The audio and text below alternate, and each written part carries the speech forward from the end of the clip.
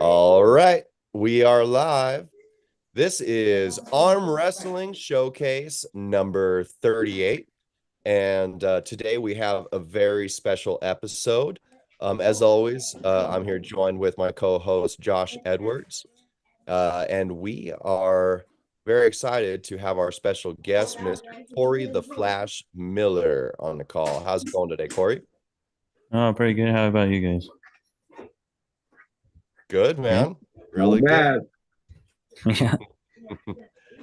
So, yeah, like there's so much we want to talk about. Obviously, the talk these days is the AERS rating system, and we definitely want to get into that.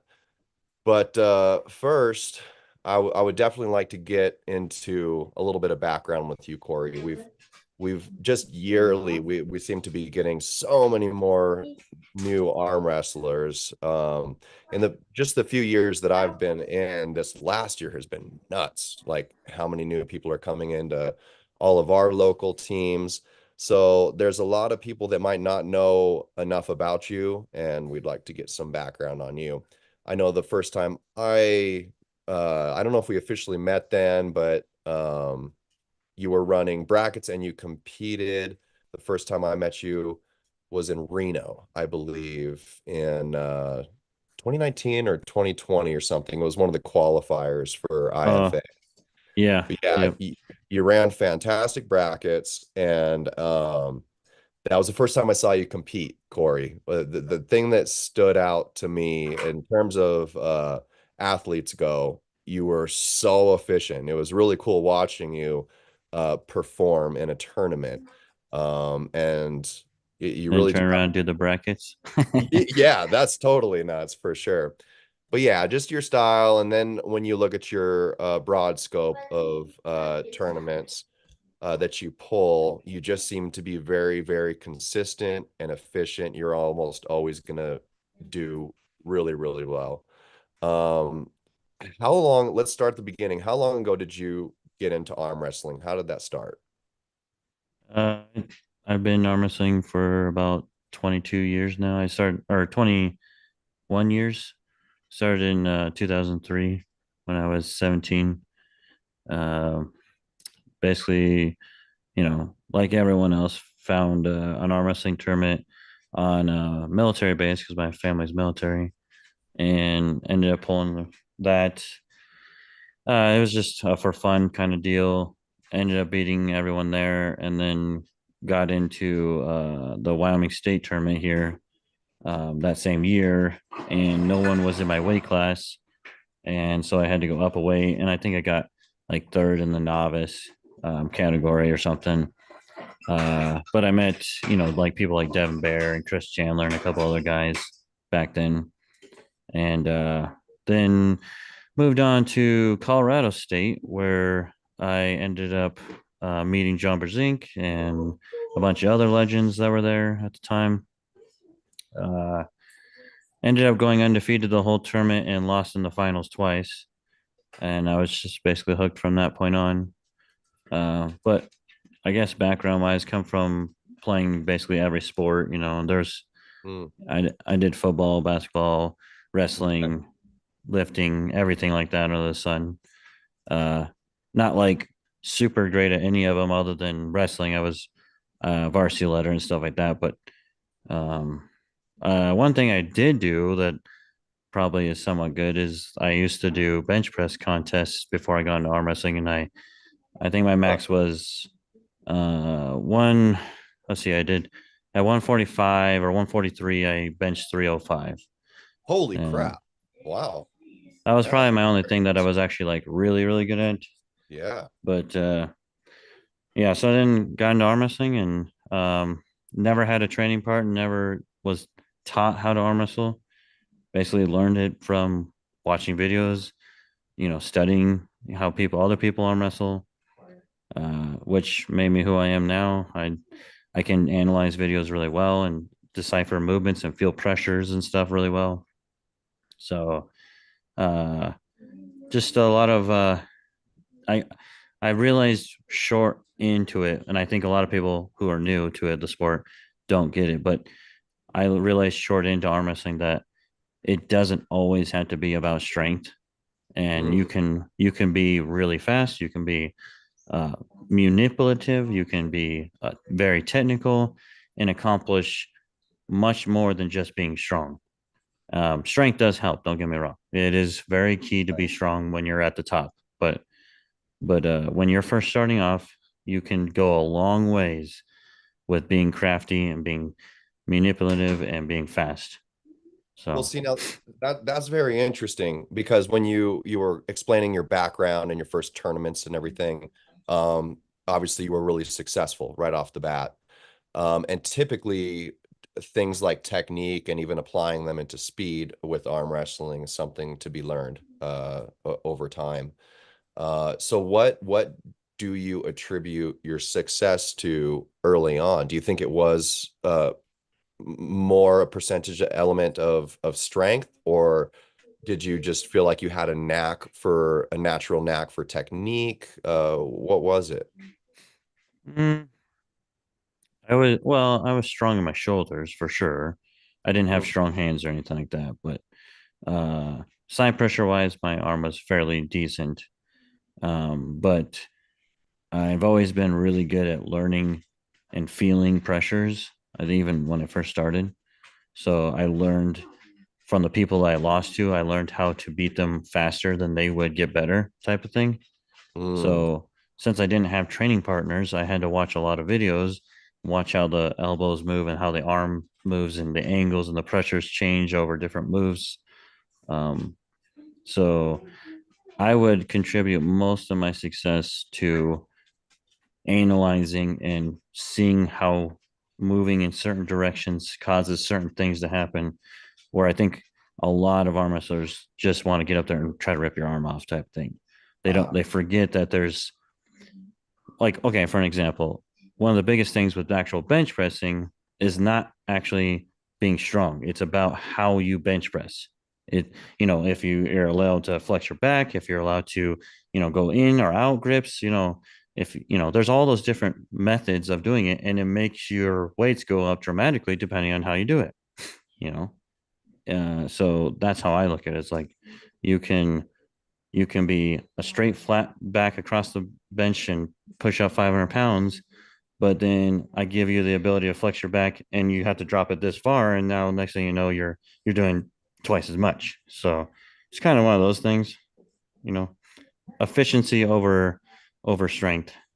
I want to be now, extremely efficient. now those pressures that you're pretty good about feeling from your opponent. Now, when there's a ready go, it seems like the majority of your matches they end pretty quick. Yeah. Usually you win with a hit. I've seen you in grinders, but so when you talk about those pressures, are we talking the setup? You're feeling little micro movements or where they might go, and you know Yeah. where to execute from there, or are we talking after the go? No, I'm talking about when you're setting up, the where you put your elbow, how you grab my hand, how far you reach around the back of my hand, where your Mm, fingers tips squeeze or don't squeeze, what fingertip actually squeezes. Do you squeeze with the palm? Do you squeeze with the middle of your fingers? Do you push thumb pressure down? All those different things mean something on how your hand ends up moving or how your arm wants to go in the long run. So I know I make it sound kind of like really ridiculous, but it all when I show you on the table, it makes sense. You're like, oh well, that yeah. So I'm when I do this, it actually feels like this, and yeah, when I feel that pressure, I know that's where you want to go instantaneously when I grab your hand. So I can say, okay, well, I know now he wants to do this. I'm gonna do something else to fuck with him, so I get to a different pressure, and then mm, I might go back to where I want to be in the first place. And he's so worried about what I'm doing the whole time, he forgets about what he wants to do. I love it. I love it. I Yeah, want to I want to get a master class with you on some of that one day. We got to get on the table together. That would yeah, be really cool. I think that stuff's fascinating. yeah, yeah. And I'm definitely nowadays, I'm way stronger than I ever was back then. Because to get to where I'm at now, you have to be really strong. But in that first 5 years or so, you can go like extremely far away without doing anything, fancy, but Mhm. being very, very effective. Right. Manipulations and effective pressures and stuff. Makes sense. I'm assuming you must have pulled Alan Fisher a bunch of times in your career, right? A lot of times. Yep. Okay. So yeah, Yep. you guys are relatively close in weight. Um, Yep. that's when you're saying all those things, he's the first person that kind of comes to mind, in terms of somebody that's, always seems to be really good at that. In the setup, he always seems to be really good at feeling little pressures from people quickly and knowing how to execute. So I'm curious from your perspective, what do you think on that? What is it like for you to pull Alan Fisher? Well, first off, he has a God-given gift of a hand and forearm that is twice the size of most average people Yeah, his weight. So he has that going for him for one. So right. he can feel things because his hand is so big. Now, unlike for myself, I guess my hand's fairly average. It's fairly, a little bit above average, maybe. Arm length stuff like that's fairly average. But Allen hits the exact same way every single time, regardless of how you pull. He pulls you the same way. He doesn't go inside typically. He's a side pressure with a ton of hand control, and that's all he does. He's going to try to hold on to you, which once people learn that he's trying to control the match with his hand, it makes things a lot easier how to beat him and stuff. Um, and yeah, Alan Fisher was really, really good back in the day, like extremely high level shoulder press, shoulder. More he was more of a the WPA US or I can't think of what the terminology was, but it was the kind where you had to hold the peg in the center kind of and push off and stuff because he used to use his Yeah, shoulder. he I almost can't top remember. rolled forward a lot before, Yeah, didn't he? Yeah, yeah. yeah, Yeah, because he had such big hands, he could get in there and push with his shoulder, and it was like a more of a press move than anything. But right. um, when arm wrestling came along, it was little bit harder transition for him because he's trying to bring you down to the table the whole time rather than pushing through your arm and stuff. It's a lot harder to do press moves nowadays, in my opinion, because of how the table is set up and stuff. You have to have Gotcha. extremely long arms and really big shoulders to push through people on the other side of the table now. So Yeah. Okay. Jerry Cadret style. But he's really good. Me and him have been back and forth a million times. I've beaten him a whole bunch, and he's beaten me a whole bunch. And I would say, I would say I'm on the winning side of that. I had to look it up, but it's been quite a while since we pulled. He's older now, stuff like that. So, Yeah. Yeah. but Oh, I want to say hello to a couple people we got in the chat. Will Klingman is in the house, my teammate. yeah, I Uh, know. Well, what's up, Will? Will says, "Is that Corey?" And we've got Orion Arm Wrestling, Tommy Heron in the house. What's up, Tommy? Orion Arm Wrestling, cool channel. Anybody check that out? He's been putting out a lot of new arm wrestling videos and covering events and everything like that. Really good stuff. And yeah, Corey, if you're ever looking to collect data for, I don't know, you probably go directly to the brackets, but yeah, he gets a lot of coverage mhm. of stuff if you ever need anything. We've got Mike Linder in the house, my other teammate, who's very talented. He's another one of those guys, Corey. Like, well, I don't know. He's been in the sport. I always think of him as being brand new. He's been in it, I think, like 4 or 5 years, but um, there's been a big break of a couple years. So he's just barely coming back, and he was in it for a few years before. But yeah, he for the most part has cemented himself into California here and is just running through. I think, yeah, the last two tournaments I pulled with him, first place in the right, Kringle Pull and the UAL State Championship, uh, first place. So very impressive there. We've also got Paul Stevens in the house, the man, the myth, and the legend. We've got Casey, the Grizzly Stevens is in the house. What's up? All right. So yeah, I would like to, well, you know, I kind of want to start moving into ranking stuff, but Josh, was there anything that you wanted to add or ask in terms of arm wrestling? No, no, you covered everything. I mean, yeah, I just like to hear the backstories on everyone. Yeah. Yeah, man. So, I mean, let's start in terms of rankings. I would like to know, since you've been in the sport for 22 years, Corey, what was our North American rankings like when you started? You know, let's talk Uh, ranking past.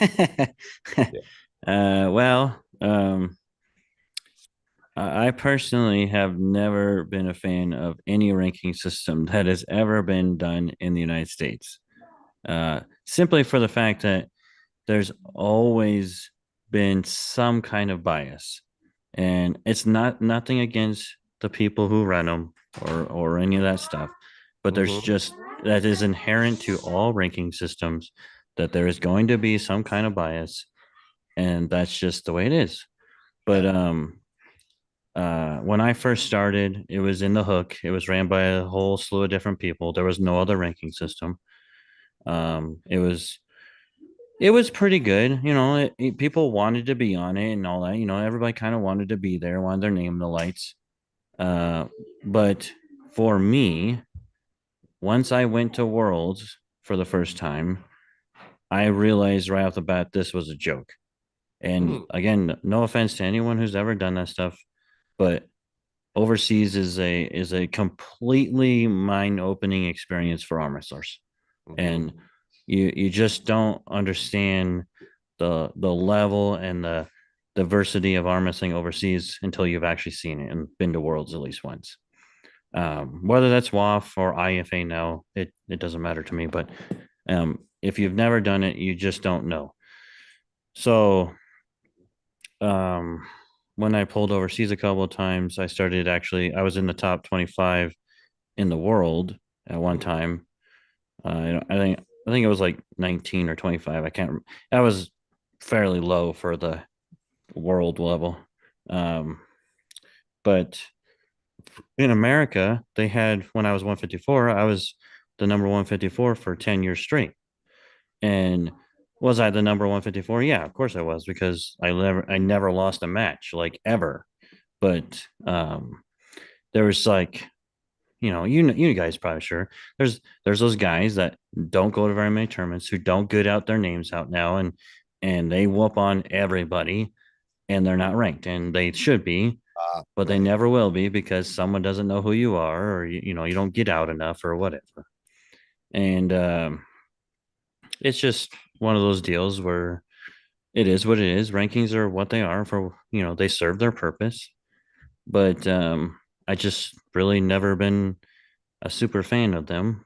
Um, and I've always, to kind of merge over to Aries, I've always wanted to do something similar to Aries um, for a long time. I've never had another person to help me. I've wanted to do it, and then I started running tournaments, and then that gets crazy. And I don't know if you guys run tournaments or not, but then I got into taking on like a big role into USAA with Leonard and Denise and trying to help them and maybe one day, take over that stuff or something. I don't know. But uh,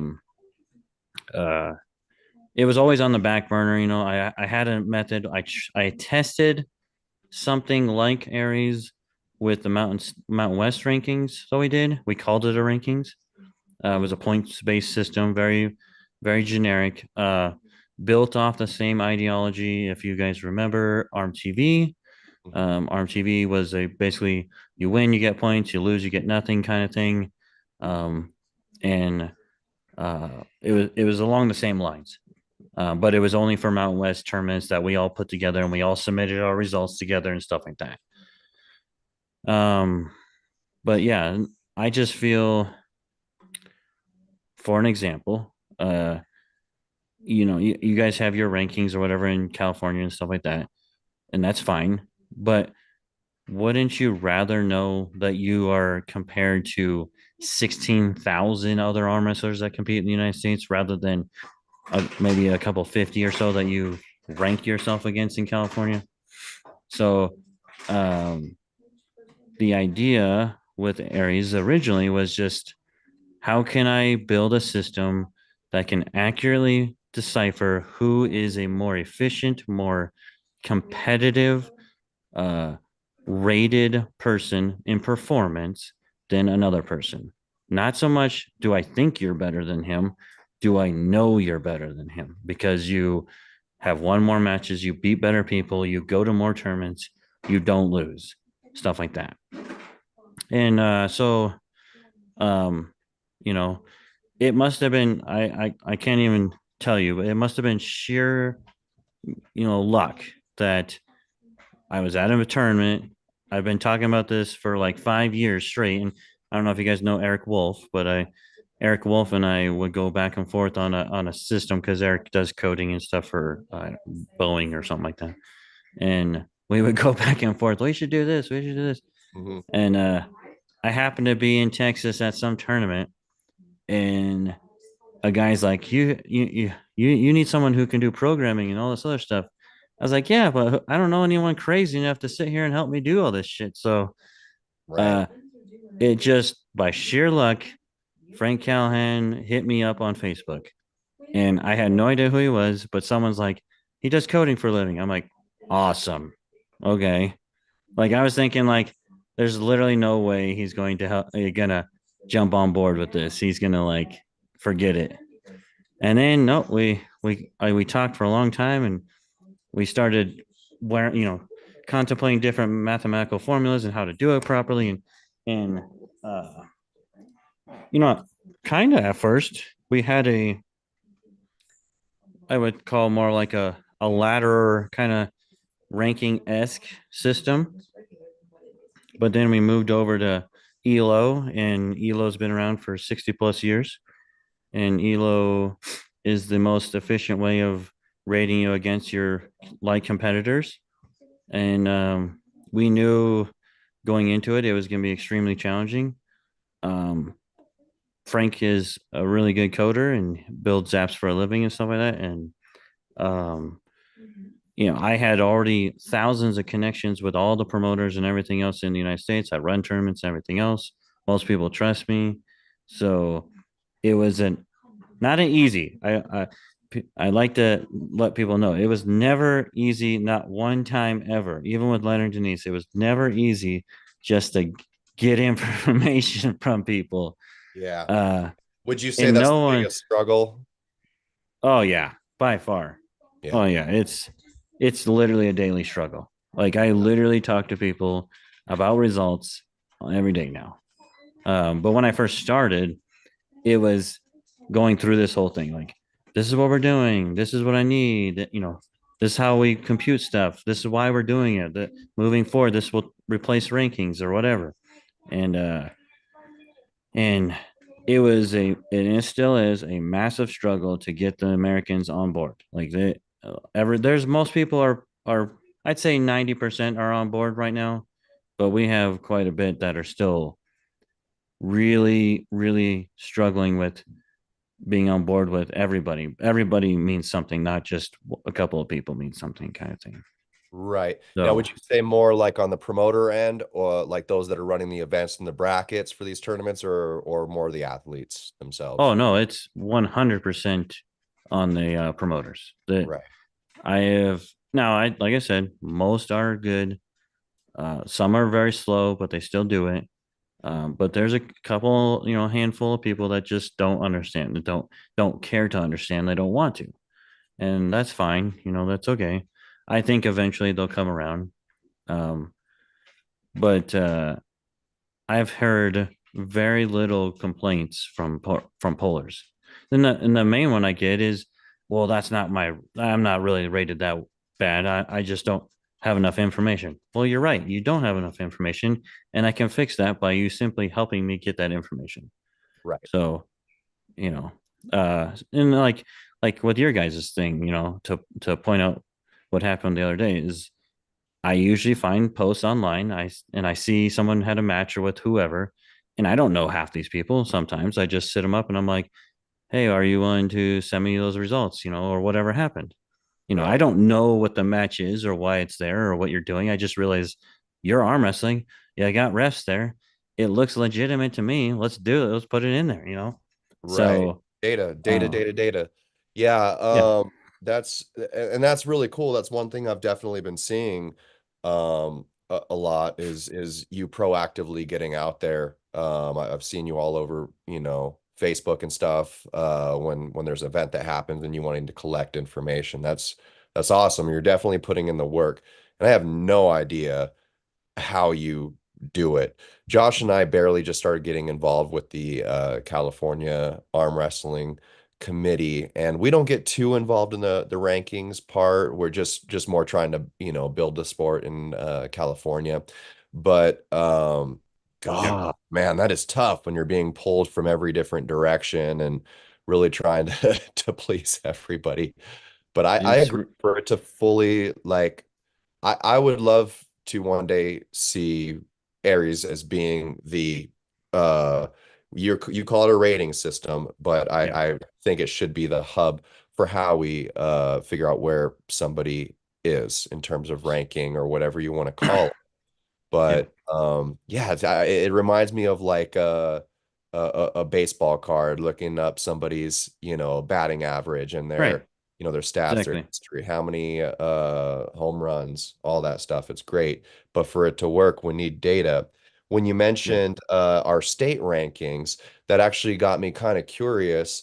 So you could in a sense use Aries to see where people are at with rankings, but for right now, like how it's set up, we'd have to, on the athlete's end looking it up, you'd have to do a lot of searching. Is that something you want to kind it's of consolidate or remedy? Because I think there is a lot of beauty in state rankings or ratings, so that we could start getting state versus state action, yeah. going. So I'll let you in a couple insider secrets here. Um, Yeah. so obviously, again, Aries is ran by me and Frank, and we spend a lot of time on it. Like my wife tells me all the time that I spend too much time on the thing, and um, we're always looking at adding new things, new features, new stuff. And 99% of the time when we add a new feature, we have to look at it as like, is it more beneficial to do this or is it more beneficial to do this? And most of the stuff you guys see now has been because we realized we should add more weight classes. We realized we need to split from IFA to WAF. We realized that amateurs should be this and that, and add kids and add women and all that kind of stuff. Um, but the big things that are coming that we're actively working on now is 100% filtering by states and the ability to go in there. And I want to see the ratings for every single person in the state of California. And essentially that will then resort you by that state, and you'll know he's number one, he's number two, he's number three, number four, whatever. And in my opinion, that means that is more valuable than a ranking because there's no opinion anymore. It is simply that Data. Kane is actually number three because he performs at this level, et cetera, et cetera. He has wins, losses against, et cetera, stuff like that. So that is one thing we are actively working on. The biggest problem with that is we have 16,000 arm wrestlers in the system, and we know about 2,000 other people's states. So you can see the problem there. You need all the states, otherwise it doesn't work. Right. Um, so we're working on some ideas to try to, and we've posted things online trying to get people to post their states and stuff, and it like worked a little bit, but it not great. So a couple of things that we're trying there to try to get all the states. But when we do, or get a majority of them, like I'd say probably half, we will be able to probably roll that out, and that'll be able to filter it by state, and you'll be able to see exactly what you're asking for. Amazing. Um, That's Yeah. one big one. The other big one that I really, really, really want to do, but I feel like the state one's probably more important, and we've been actually working on this one for quite some time, is the ability to do what I call achievements or awards. And we were going to give out badges, kind of like, like a game, for an example, you get like an award or a badge or a medal or whatever for earning something, some level of whatever. Yeah. Yeah. So, like most wins in whatever, or you when you hit a certain level of elo, you get a new badge, and that would appear on your profile. And then we're going to do stuff along with that, like progressions and seeing how many points you gained and lost based on certain events you went to, and you'll see like a bar graph going up and down on your stats sheet. Um, but I'm really big into like statistics stuff like that, like Mhm. seeing the progression of your ability going up and down based on who you pull. And Right. we have a ton of back end stuff that we use a lot. And we use the back end stuff to a lot recently for the Super 64 thing I'm putting on, but it has the ability to see who's your best 5 wins ever. What is your path to victory against another person? Who is your most liked competitor? All that kind of back end statistics we could produce in achievements. And, you know, okay, for an example, like people ask me this all the time, could you pick a match for me to pull next and would be most likely my best matchup? 100%. I could do that easily. With enough data behind you, I could easily find someone else in America that is most like you, and you should go pull that person. Oh, I Which love it. is just mind blowing when you think about setting up matches. Um, and then the achievement thing is pretty awesome. It's really overwhelming too because there's so much to look at there. But the progression thing I think was really cool. We have a really nice bar graph looking deal that, you know, I went to this tournament, I lost 10 points, but then I gained 35 because of this guy, and all that kind of stuff. And you can kind of see how it goes up and down based on your weight classes, based on who you're pulling, you know, and and you get those people like a Tim Lewis, for an example, who is literally arm wrestling every freaking weekend, it seems like, and he's pulling nobodies. No offense to those people who are arm wrestling him, but he's pulling people below his ability, and he's beating on these guys, and he's gaining 6 points, 4 points, which is nothing. And I Mm. always tell him, I'm like, dude, you got to pull better people. You're better than this. You need to pull better people. And he's like, yeah, but they're willing to throw out the money. I'm like, okay. And then so the other day he pulled like a small round robin with these three or two guys, and he won 5-3 or something like that. I don't know. It was something weird. And he ended up losing 22 points. And he's like, but I won 5 times. I was like, yeah, but those guys are so bad that you lost. You couldn't gain enough back from the wins that you did win. And he's like, oh, well, yeah, that sucks. And I'm like, yeah, it's like pull better arm wrestlers. This is the whole reason we made this, is that it proves that you shouldn't be arm wrestling those people. You need to be arm wrestling better people.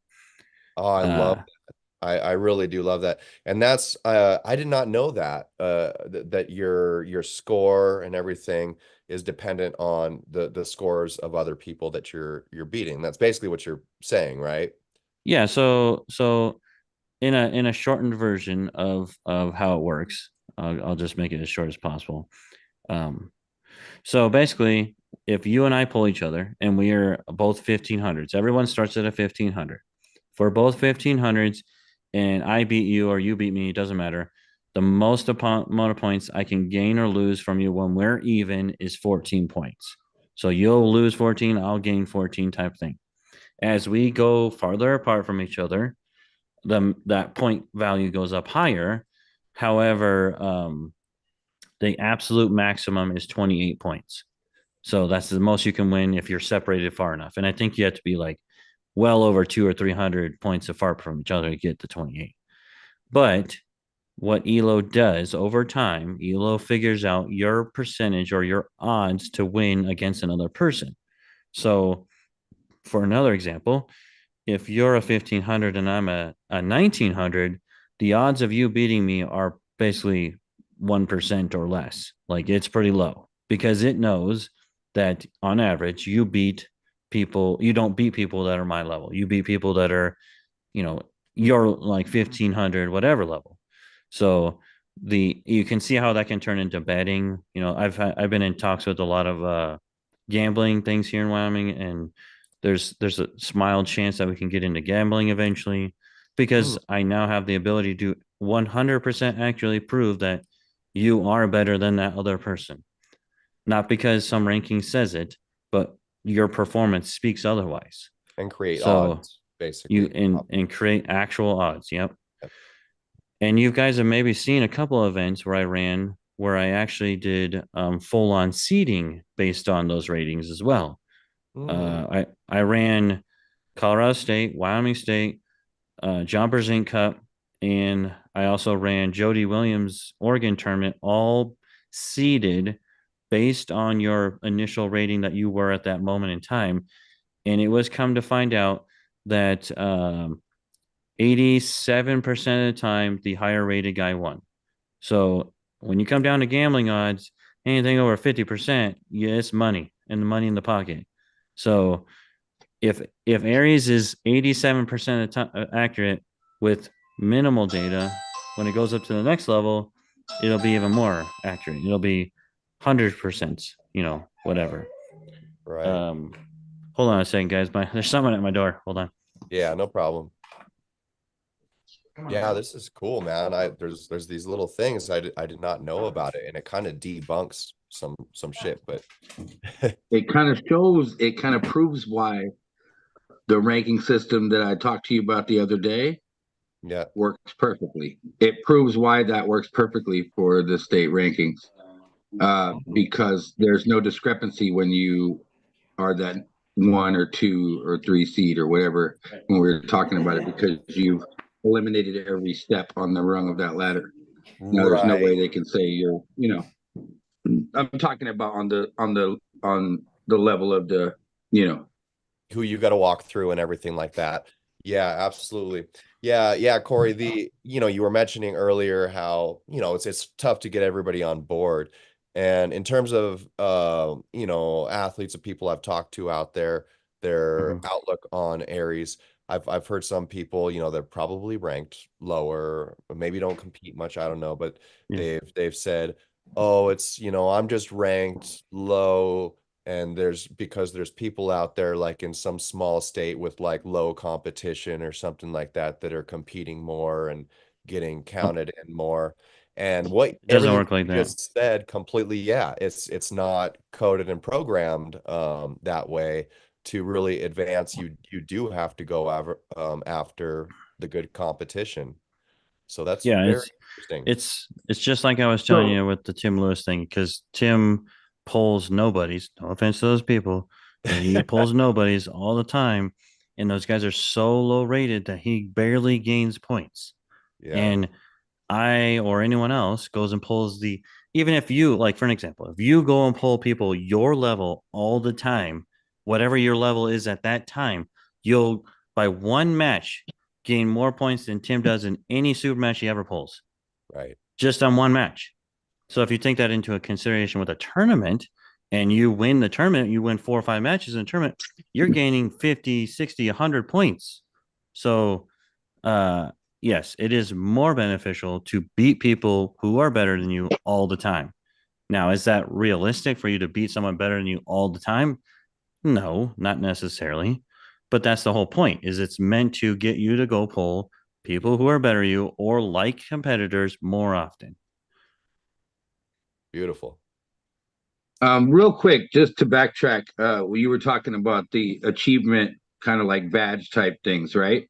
Yeah. Just the hypothetical of it. I can't help to think about like different shooter games and stuff like that where you earn like the marksman badge and stuff. Is that what we're talking about? Are we talking about like hook specialist, top roll specialist, things like that, or No, not that precise? kind of both. More on the Okay. lines Okay. of you had 200 kills kind of thing. We're talking more like Okay. you hit level 1600 rating. You won 100 matches in a row. You know all those kinds of random crazy statistics that we want to pull from the back end. Like your best wins average is the highest in the system. You're traveling the most. You're, all that kind of stuff. We want to pull those into statistical speaking, you know, and produce those into a screen, just like a game, because everybody loves the win achievements and stuff. That's really cool. Yeah. So, Well, when you were talking about like going into depth, like with the path to victory and stuff like that, yeah, yeah, I just thought it sounded cool. Like if when you're thinking of a matchup, like this dude is a legendary hooker versus the top roll master, or he's a level 3, stuff like that. yeah, But yeah, yeah, it all goes hand in hand. That's a really cool idea. yeah. That's really So cool. to break that down even further, with the Super 64 that I'm doing, we took into consideration every single person rated in a very specific rating level, range, and then we also compared all their matches. We also compared their best wins average, and then we also produced past the victories on every single person. So there's a very in-depth of model of how I got the 64 people and how they qualified. I know I said it really basic online where it's you're a 1540 and below or whatever, but that's on the low end of things. What I did on the back end was say, oh well, he has his best wins is against an average of 1600 pullers, so he's a little too high. But this guy's average wins are against 1540 guys, and that's who we want, kind of thing. So, and then like I was telling Kane here is that not only did we do all that to get our people in the beginning, I then seeded the bracket top to bottom, highest to lowest per grouping of 32. So the top 32 guys, highest to lowest on both sides down. The next 32 guys, top to bottom, all the way down. So throughout the tournament, you will pull someone who is like your value almost probably till the top, I don't know, 16 guys or so out of 64. So you're going to pull someone who's like you more often, which makes it, if you think about pulling yourself, 5 times in a row. That's basically what we're doing. We're trying to get you to pull someone like yourself up to like 5 or 6 times. And then once you get to the finals, things get crazy. You start crossing over. But um, that's the whole concept of the 64 is I want to make it so hard that there is no easy way through this bracket, and we are forcing people to pull who they should be pulling at all times anyways. So Right. um That's it going to be super entertaining too. And you said it's going to be live streamed. So I'm yep, definitely going to be watching that. Just a bunch of matches that were perfectly put together. We yeah. could some really good matches out of Now, this. now I will say there's a couple of matches. We also looked for, they haven't pulled each other, Mm, that kind of stuff, or it's been a really long time. We looked at those kind of things, stylistically speaking. We looked at that kind of stuff. But the initial ratings, the initial setups was all based on your performance. It was nothing else.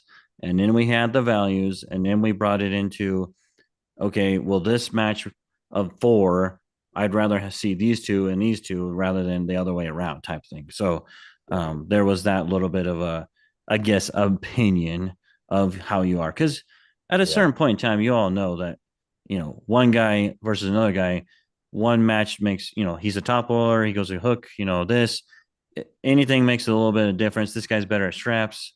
So a lot Yeah. of those kind of one-off scenarios when you're comparing 64 people gets pretty dicey real fast. Like I'd rather see this guy pull this guy because they're both inside hookers, and I know that's gonna be a war. So we're gonna do that one instead. Stuff like that. So uh, in the 64 concept is, in my opinion, the way of the future, to be honest with you. Right.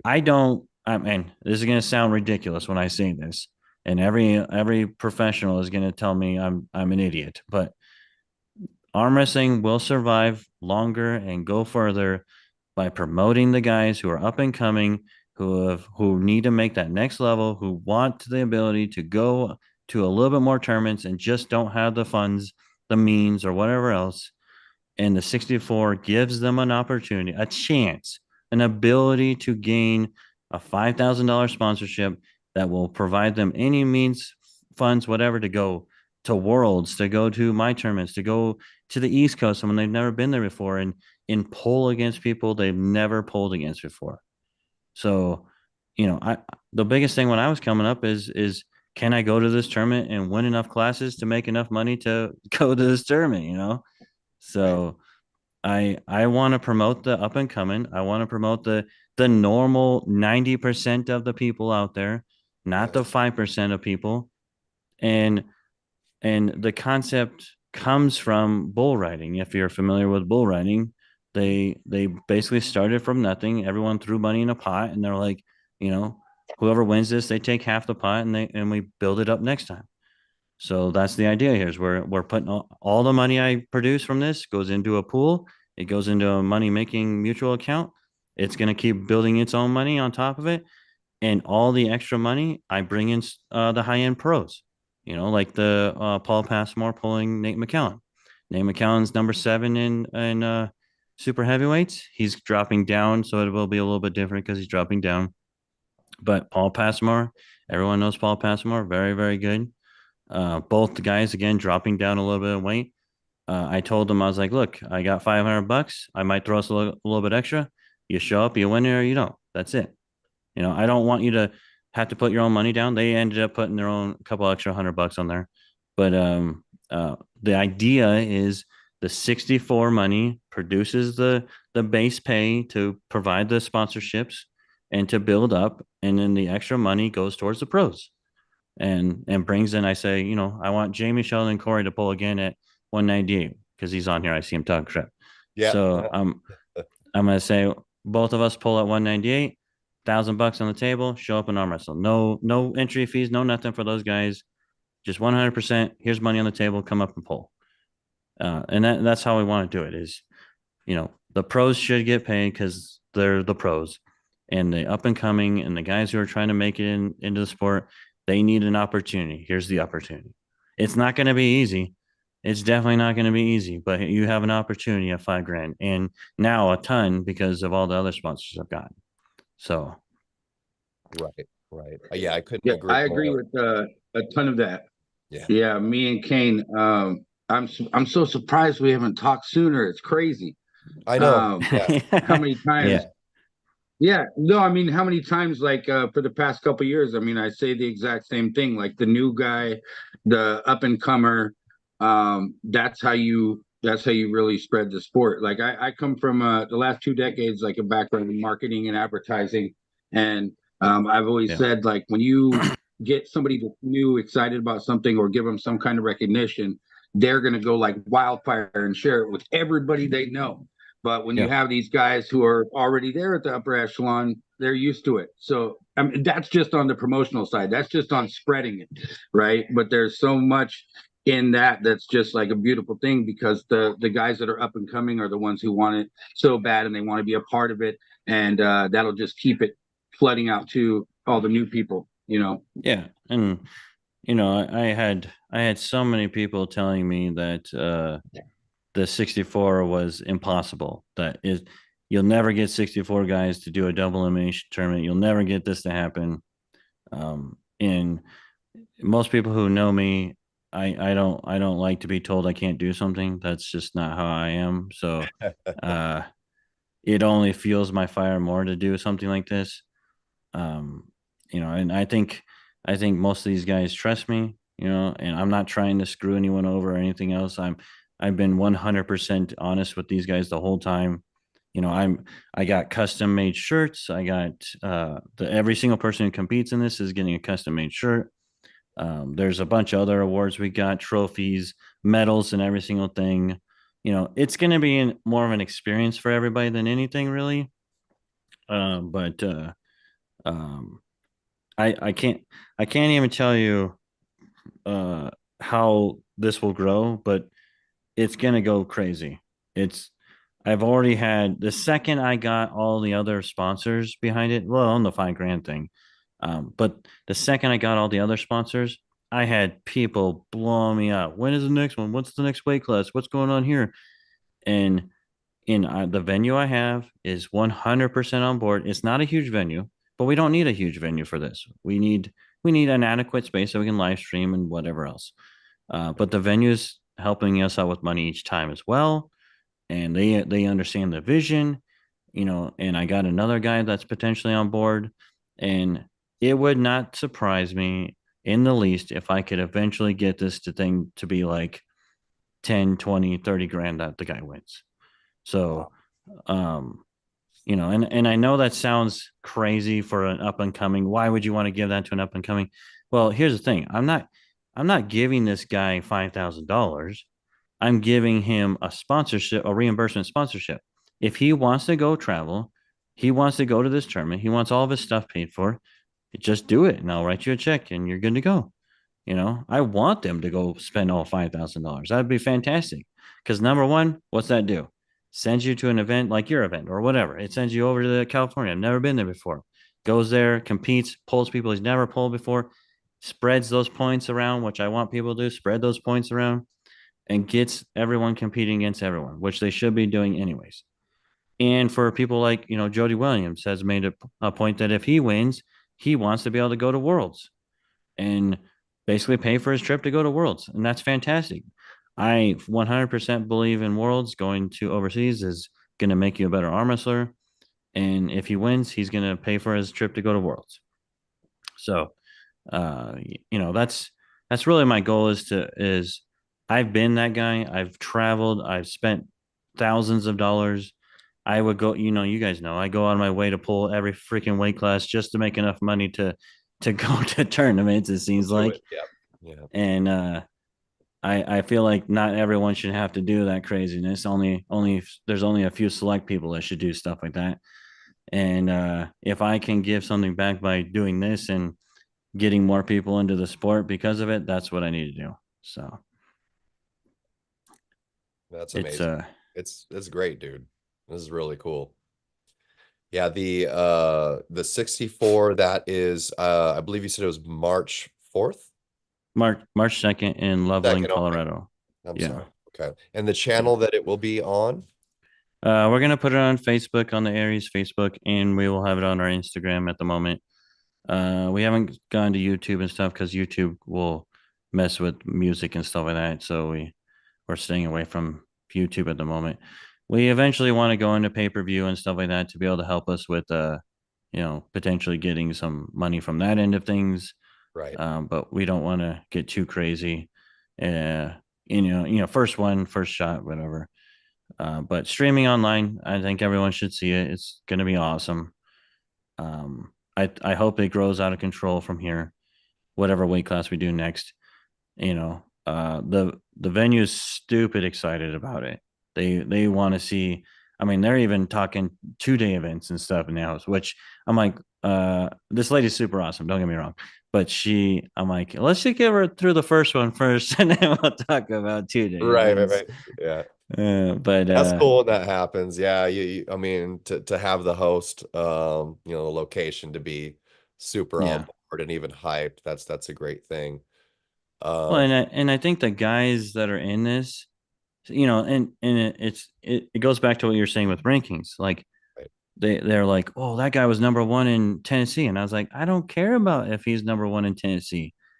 Him compared to the rest of the country, no offense or anything, but he's not that good. So that's the people I want. I want to prove that he's number 1 in Tennessee by putting him against the other 64 guys who are actually pretty good along his level. So, rankings are so one-dimensional. They look at one dimension of arm wrestling, and especially when you get into state rankings, that gets even more ridiculous. But this is comparing your performance against every other person who has ever arm wrestled in the United States at any given time, as long as we have the data. And I just think that I would rather know that I outperform the rest of the environment than just all of California. Right. It makes more sense to me.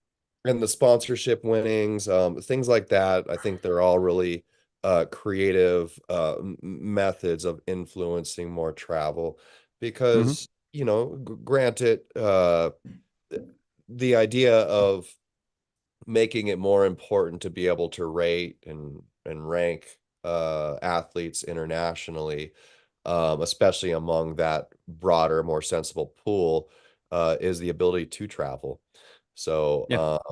it's primarily going to be a lot more attention from state to state is going to be on a state to state basis until a good majority of these people that are actually serious about arm wrestling can get out of their state and compete more. And we do need more benefits to be able to do that. But you know, I think this is a really great step in the right direction. Yeah, and I think that's the biggest thing is most people they just don't understand it, so they don't know what to expect. Um, the idea was always simply to get as much information as possible. And I know a lot of people like you guys run super matches at your home, practices, and and we include those too, as long as they're official, they're weighed, they're this, that, and whatever. We want to include that stuff. Um, and we feel like the more the better. If it's a real match, right? If it's you're not just screwing around or something. Um, and we've actually gotten a pretty good influx of super matches like that, like of where guys are they want to run practices with a whole bunch of super matches because they want to get points and stuff like that, which is Right. fantastic. The only thing we ask is, again, it's weighed, it's refereed properly, stuff like that. We don't want ridiculous stuff that are fake or whatever. But most Yeah. of the time we tell them, hey, we hope it's being live streamed or something, kind of like what Yeah. you guys do basically. Right. um So speaking of that, yeah, so the Arm Fest you were referring to, that's what you just recently collected data for. So that's relatively new. You haven't, that was your first time collecting info for that particular mega practice event where we do super matches, right? I believe so. Yeah. Okay. Yeah, I because think, well, that's and I think I've talked to you once before, or the other guy, about getting old stuff from you right. guys. Yeah. Yeah, the I counted it up, and since Big Allen's been running super matches at the beginning of these mega practices, um 82 athletes of data. So there's been 41 matches so Yeah. far, That's super good stuff. matches. Yeah, that's a lot of info. So since it's not something that has been really proposed to start, at least on, our end or Allen's to start Yeah. distributing the data, we got to figure out how and if we're going to backlog Yeah. that a lot. I'd say every single one has Yeah. been serious because we're talking teams that Yeah. don't normally practice together are now getting together. And so, you got the Yeah. North guys having a super match with the South guys. Yeah. So it's just kind of hard to figure out how to. I think from here going forward, anybody watching from my end of town that's looking to set up a super match there, make it official and make that deal with your Yep. competitor to get your data sent over to Corey. But in terms of backlogging that stuff, it's hard for me to figure out how to confront it because like I don't like do I contact 82 people and figure out what the details of that match was like because they all pretty much all had certified refs, I'm pretty sure. Yeah. Sometimes Crispin Woods, Yeah. but I it's just so hard for me to think of how to see it because S- it's a data system that at this point is an investment. It's a huge investment for us to see where its full potential is. I saw Jamie Sheldon's comment. This will be the only rating slash ranking used in 5 years once we get everyone pulling and not hiding, saying they should be Yeah. higher. And So, that's and the that, thing. yeah. We need to just get the data in so we can get there. I think it could be sooner than 5 years, Jamie. I Oh, think. yeah. Yeah. No, the thing that people don't understand too is that when you give me old information, you give me the date and time that happened, I plug it into the system in that time frame. So it doesn't come in. If you give me old stuff, I don't plug it in now and it adjusts you now. It goes back in that time So for an example, like if you pulled a match back in 2020, your rating was a certain value at that time. We adjust that rating value, and that exponentially changes down the line. So if you won stuff back here when you were good and you want that stuff to matter, we should be putting that stuff in there because that will adjust you all the way down the line. So it's not affecting what you see right now. I mean, it does, but it doesn't, right? But again, it's retroactive in time as well. So it makes a huge difference when we start getting old stuff because that will make you more accurate than you are back then as you are now, type thing. So Amazing. Cool. Yeah, we got a few other people here in the chat. Anybody that has questions, do for Corey, do shoot them in. We've got the Drew is in the house. What's up? My teammate Corey Van Meter is in the house. And Corey actually asked a question. What weight classes does Corey's plan include? I'm guessing he's talking about the 64 series. oh, for the 64, we're gonna try to do everything, every single weight class. I actually have plans to do all the youth classes, or not you all youth classes, but a youth event and women's eventually. Those are going to be really hard. Don't get me wrong. 64 women or 64 kids is going to be quite difficult. But the venue has offered to do upwards to 12 this year alone. So I can basically do them all, right and left-handed, every single weight class. Now I we're will. talking like down to 154s or Well, 165. I could go as. So the problem is with what I'm doing, I need to have actual ratings for the individuals. The lowest individual weight class that we technically have is 132, but there's not a lot of people rated in there. So it would be quite difficult to do that class right now. Doesn't mean we can't. It just means that to make it official, it would be quite difficult. 54s, 100%. That's an easy one. For sure. 54, 65, 76, all those, no problems. The only reason I chose 242, to be frank with everybody, is that there is a lot of guys in this region that are 242 that met the requirements. And I knew I could get most of them to come. And that's what helped me get, I wouldn't say half, but a good portion of it was from this Mountain West region, which is good, and it's going to get them to pull people they've never pulled before. So, but yes, I do want to plan on doing all of them. I don't know which one we're doing next. I kind of want to do supers, to be honest with you, because then I don't have to worry about weigh-ins. Uh, So, but if we do supers, there's a good chance, since we're not doing weigh-ins, I could do a different event on Friday. So maybe I do a supers on Friday, or whatever, and then bring in something like another way, like a women's or a youth or something the next day or something. So yeah, that's the plan. Open to any other ideas too, but okay. Ed Bedrosian in the house, who says that you're doing amazing good things. old Ed. Yeah, he's the man. Ed is asking, are you planning to rate overseas arm wrestlers at some point? So the goal with anything overseas would be quite difficult at this moment in time. As you all know, most of them don't use a bracketing system. I don't know if you know that or not, but they No, don't use a true bracketing system. They use what's called a pool. The pool system, basically, I look at it as like two buckets. You have your A side and your B side of bucket, and as you win and lose, you end up in those two different buckets. So there's chances you pull, whoever twice and stuff like that.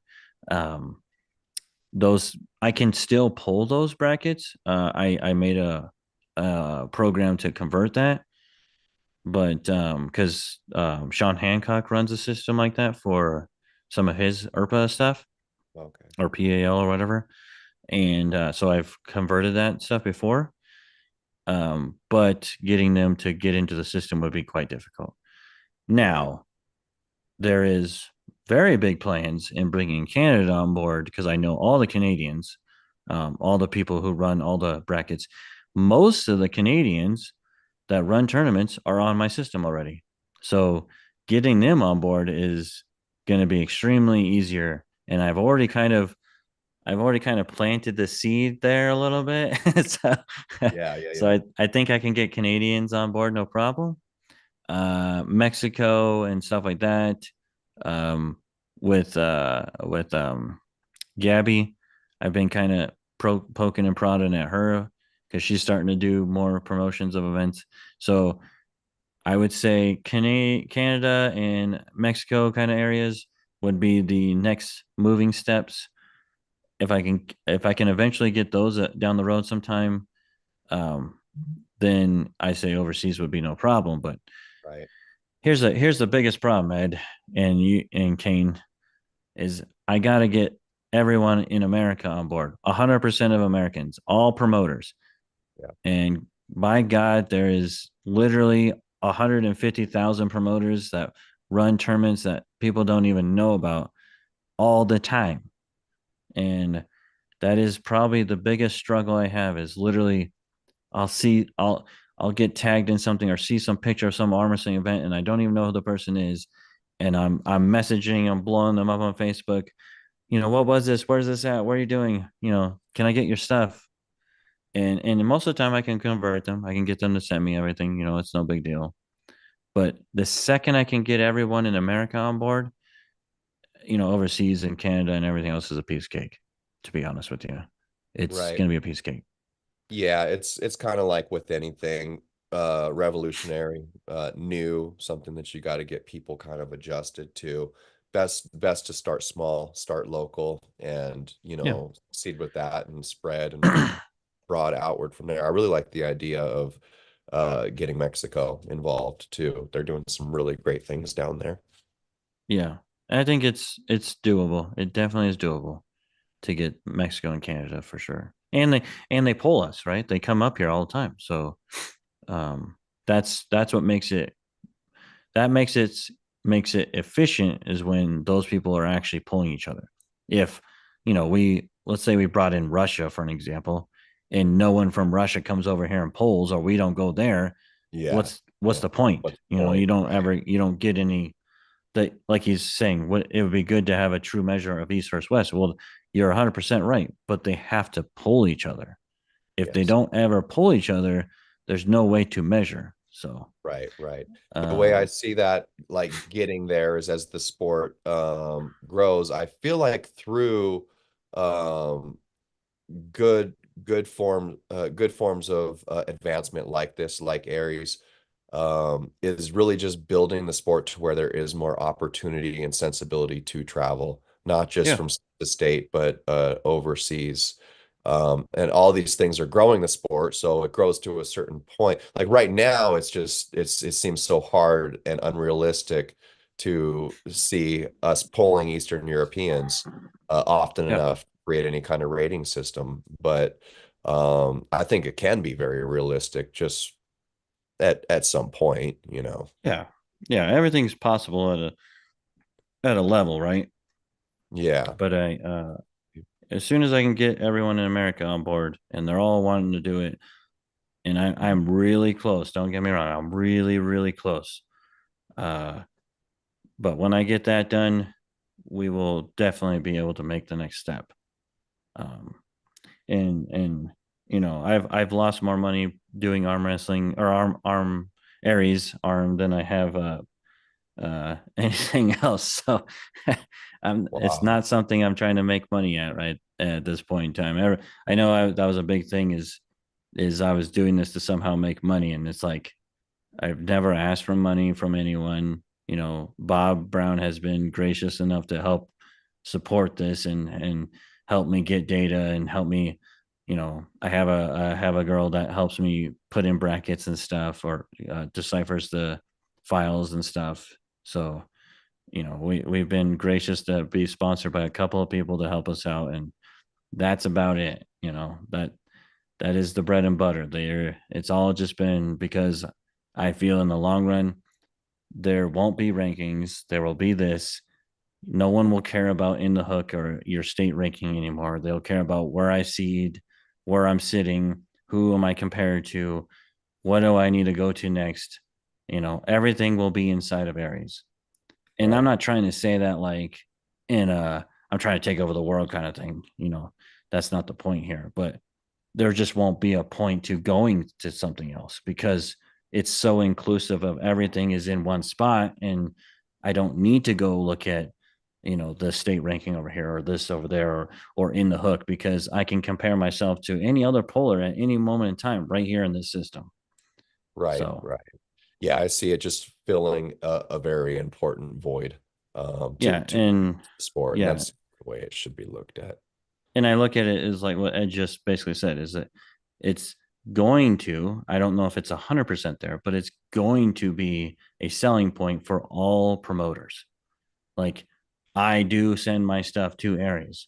This Yes. is where you want to go compete because this tournament matters.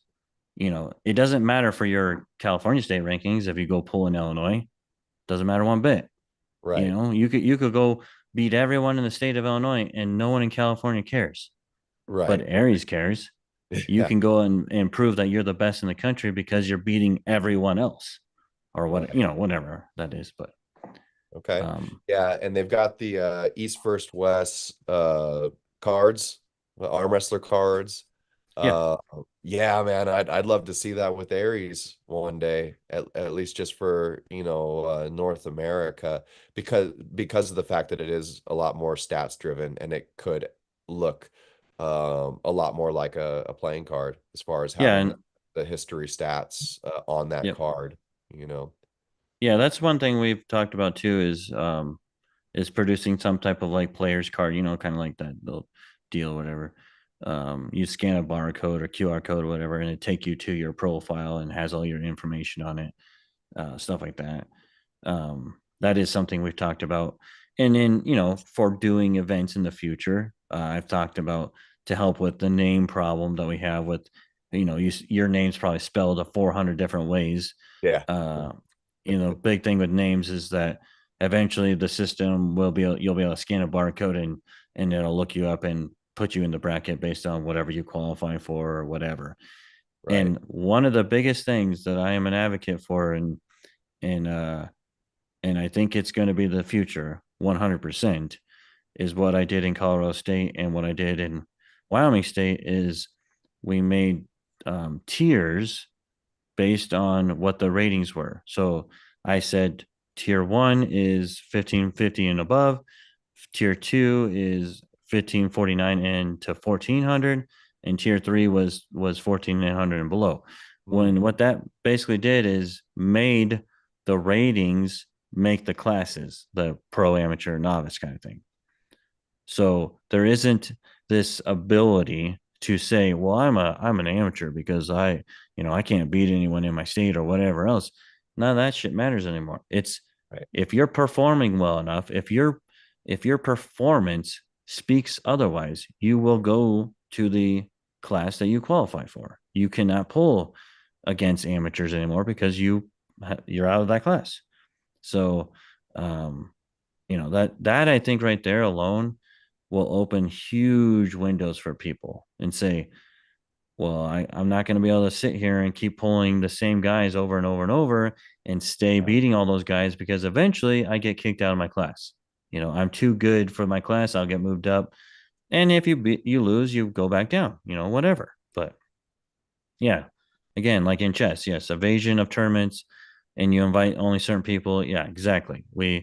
That's what Aries would be able to do eventually is people won't be able to hide themselves anymore because it won't allow you to. You'll get kicked out of classes, you'll get moved up, and that's all there is to it. There's no more pulling the amateur world championships in California for 20 years straight. That doesn't work anymore. So So I gotta know, you've had a really good broad perspective on state to state when it comes to collecting data for yeah. these. So I'd like to know who is the what most consistent what state is the most consistent in terms of consistently sending you data And which state is the one that's like pulling teeth to get anything from? Man, that's a rough one. Put it on That's blast right now. slippery slope. Who do we need to uh, get more from? Which state, and which I, state do we need to like look at to yeah, bounce ourselves off of? I don't like to ridicule any promoter because I appreciate every promoter that sends me information and does all that stuff. Um, but there is promoters that are willing to change slowly, uh, and I'm working on them. It's hard to say by state, to be honest with you, because there's a lot of promoters like Leonard Denise who are putting up events in every state. Every state, right? So I would say on the majority, the good promoters are the Tim Talmages, the Leonard Denises, the Bill Collins. You know, those guys are always sending me their stuff right after the event. We not only put it in areas, we post it on Facebook, we post all the brackets. Everyone knows who was there and who won, and you get to see everything, how many entries, all that stuff. And they enjoy that. They want people to know that their events are going there and stuff like that, and people like that stuff. So those guys send me their stuff all the time. There's another guy in Wisconsin area. I think he's from Leander something. He sends me stuff. He's always like a week behind because he's slower, but he always sends it. Very consistent, Or super on Lorray board. or No, Lorray sends his stuff too. okay. But I'm talking Leander Bonnet. He's out of Wisconsin area, I Okay. think. Okay. He literally, I don't know, that dude must put on tournaments like every month or one like two times a month. Uh, but he sends me all the time, very consistent, like a week or two behind, but he's very sends it all the time, very consistent. Sends good data. I don't even think he had a computer. I think I built him a computer and put the system on there. I think that was that dude. But Huh. he's super good.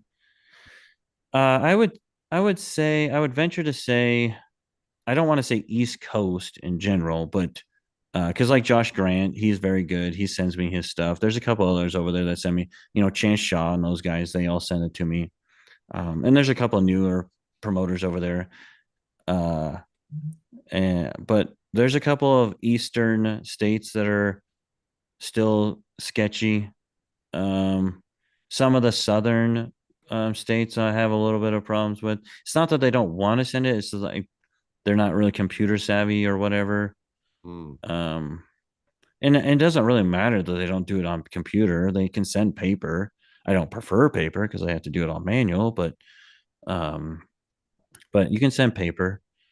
Uh, but yeah, I wouldn't say there's like one particular state, for an example, that I have problems with.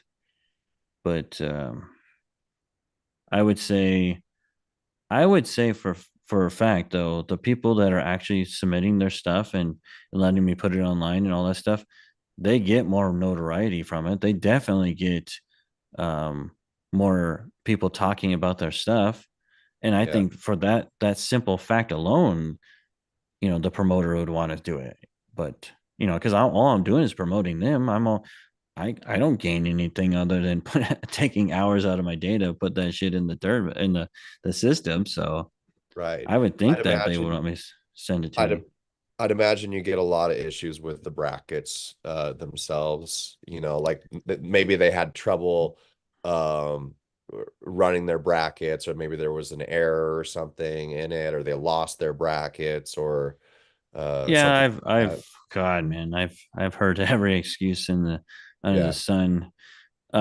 My system, the one that I built I 10 was just years gonna ago, ask. Yeah. yeah, my bracket system, I built an export program for the back end of it to shoot the stuff out in basically a format that is almost drop in place into Aries. Wow. Uh, but there is some tweaks most of the time, because somebody wants to name their classes this or that, or whatever, which I got to tweak that a little bit.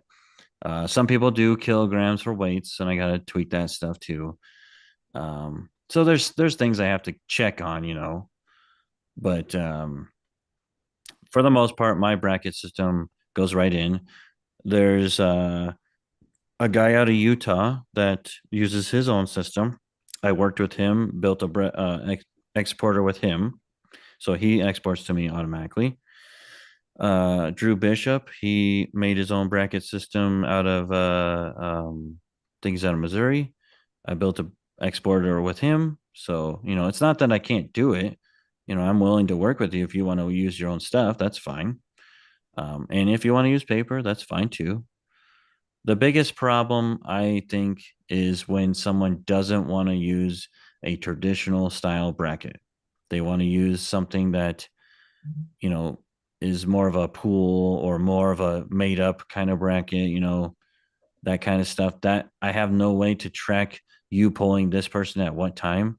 Because that's a lot of things people don't understand is I'm physically taking the bracket and plugging it into the system match by match in time so that your value changes throughout the tournament.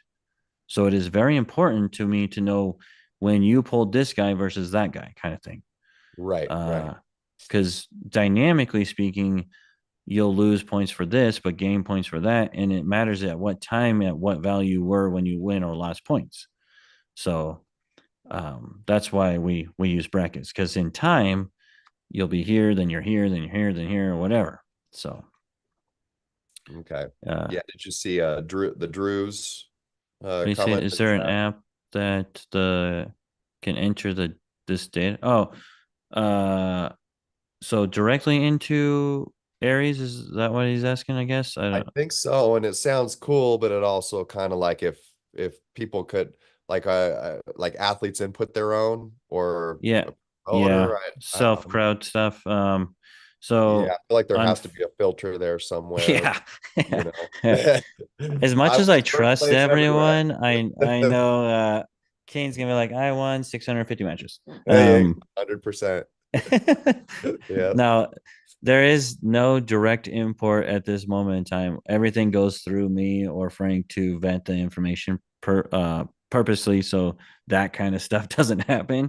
yeah, But if there is something like, for an example, with your stuff that we just did, I see it, I ask you about it, you're like, yeah, sure, whatever, it's very simple. What I ask for is, weight, hand, uh, time, and in the two full names. It's very simple. And the outcome, I need to know 3-1, 3-2, whatever. Or if it's a bracket, I need the actual bracket.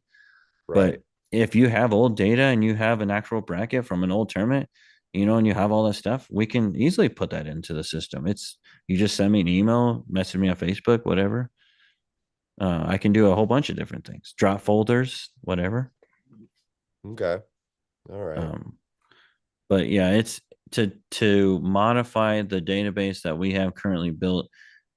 We do not feel comfortable allowing other people to do it because of the potential for someone to do bad things. so Right. Yeah. Okay. Yeah, he's saying only certain people have permission and you have it wait for your approval on Yeah. submission. Obviously not just okay. Typically what I do with that, what he's asking is I have them send like what you did. Like I have all these matches I want to enter. They're all super matches at these weights, this, that, whatever. You send me all that stuff. I then vet it through the system. You made sure everyone's okay with it. Boom. And then I entered it. And what did it take me? I took 2 minutes to put yours in, like Yeah. 8 matches or whatever. So Yeah. it's not really about time when it's in a digital format, really. Like my system exports and I can basically drop it in within about 5 minutes after some cleanups.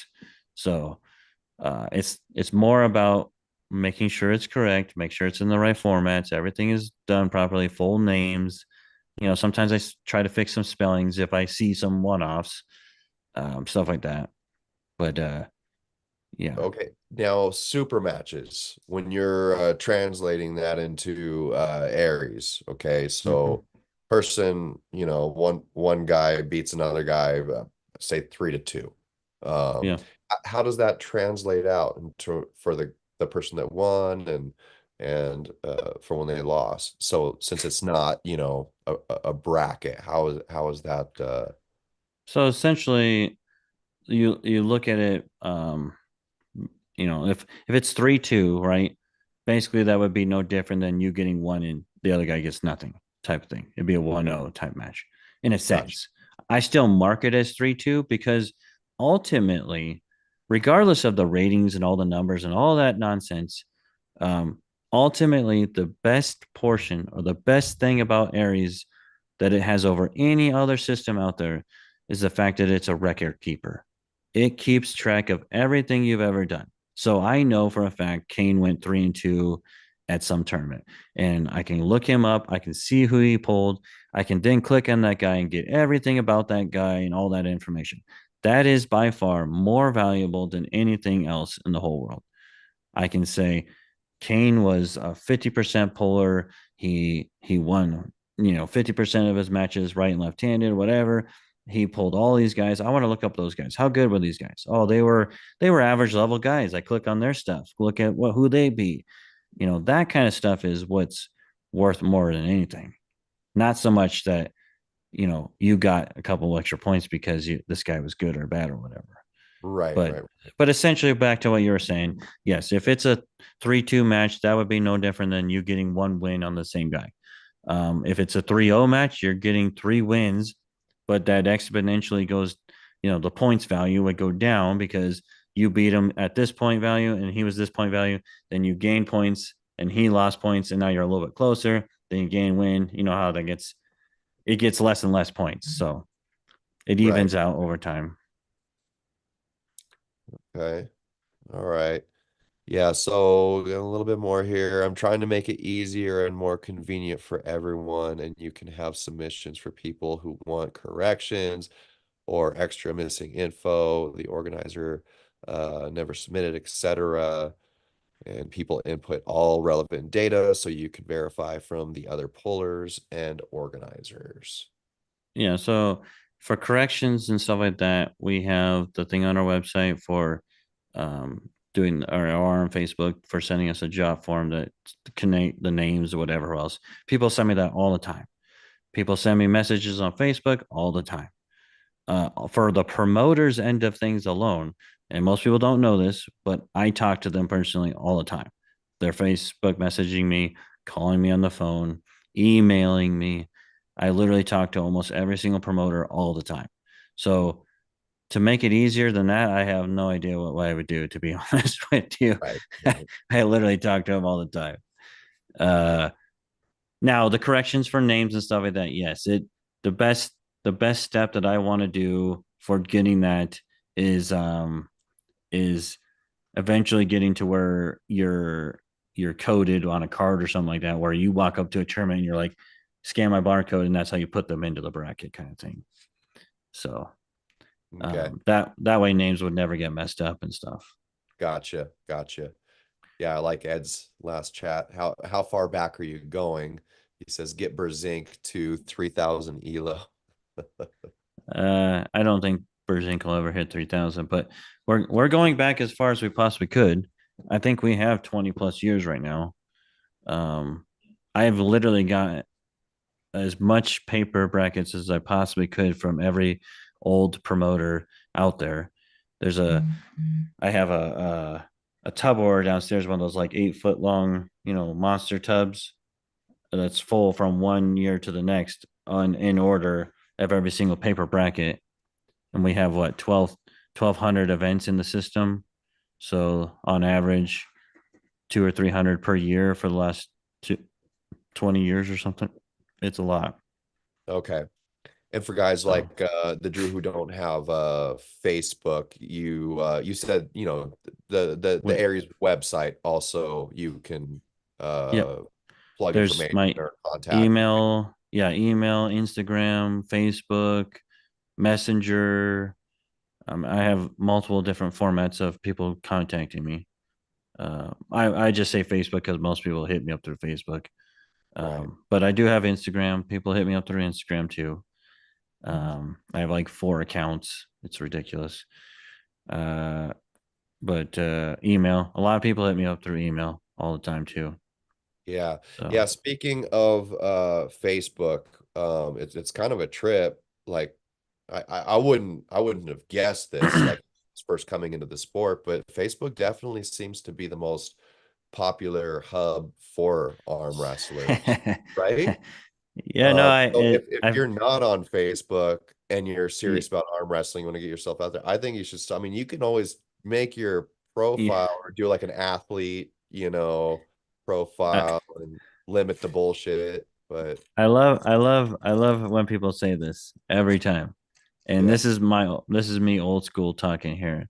And I know this sounds ridiculous because I'm not even that old, but uh um before Facebook, there was a program called, or not program, but a website called the Northeast Board. right. And I've heard the about it. Northeast Board, everybody, it was the Facebook of arm wrestling. It was everybody who was anybody was on the Northeast Board. Yeah, Um, I feel like without the drama and all the other bullshit that used to come along with the Northeast Board, I feel like Aries could be that. It could be the one-stop shop that you go to look up all your results, to look up all the images, to look up where you're sitting as rating wise, to go to pay-per-view events, to click into what's the next upcoming event. And it could be that one-stop shop. Yes, it's going to take some work. We're a two-man army. We don't get paid or anything else. We're doing it for because we love arm wrestling. And right. if I had millions of dollars, it'd already be done by now, but I don't. So still working on that. I haven't won the lottery yet. But you know that I feel like what you're saying is it's absolutely mind blowing that Facebook is like the place you have to be to Yeah, know about arm wrestling. yeah, And it's craziness because there's so much better things like right. Aries or whatever else that are there, and uh I think it could easily make it. It could easily do it. Um, we're already getting about 15,000 views a month, so we're killing it on views right now, but it could easily be quadrupled that in no time. So Right, right. Yeah, arm wrestling on Facebook kind of reminds me of like modern day cell phones, you know. yeah, it's It's like just the, crazy. the phone part like is just so minimal. You know. You have apps for everything. Oh, They're- it's this event and that guy's stuff and this guy's stuff and that guy's that. right. Yeah, And yeah, a one-stop shop would be great through Aries, and anybody that, frowns upon the idea of monopolizing on something in arm wrestling when there's not really money being brought in. The true beauty is unification, yeah, and that has to happen for the sport to grow like other big sports. Now I know like what is it with like UFC and everything, there's a yeah, lot of different branches of things going on. And I'm starting to realize, yeah, when we have the argument of like multiple nationals or this and that, um like I definitely have been on the train of wanting to just unify everything and see everything as one thing. But on the yeah. other end of the spectrum, I'm seeing LeRae Jenkins doing his really cool events and this thing he's running in the Invitational or whatever in December. And he's got another one coming up here soon too, the round robin. Mhm. It's just the fact that it brought out so much talent, a lot of the upper echelon and people that kind of want to jump in there and go after that competition. It's enticing for a lot of people.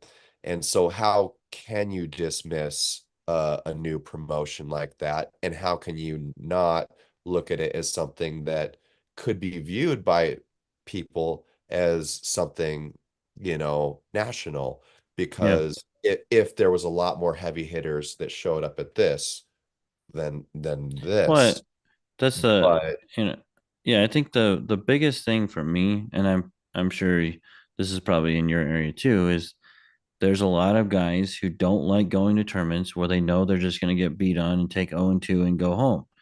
They want to know that they're going to an event that they legitimately have a chance at, and there isn't an event like that right now. There is nowhere you can go that you get to pull against people who are like yourself.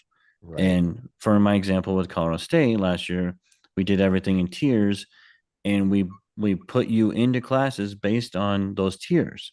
So you were polling people of your like value, your performance rating the entire time. You weren't getting put up against a John Brzezinski because John Brzezinski shouldn't be pulling you. So there is no more the speculations of I'm an amateur because I've been pulling 3 years and I've never won anything. I don't. That doesn't matter to me. It matters to me who you perform well against and who you don't perform well against, and what does that make of you? What is that number?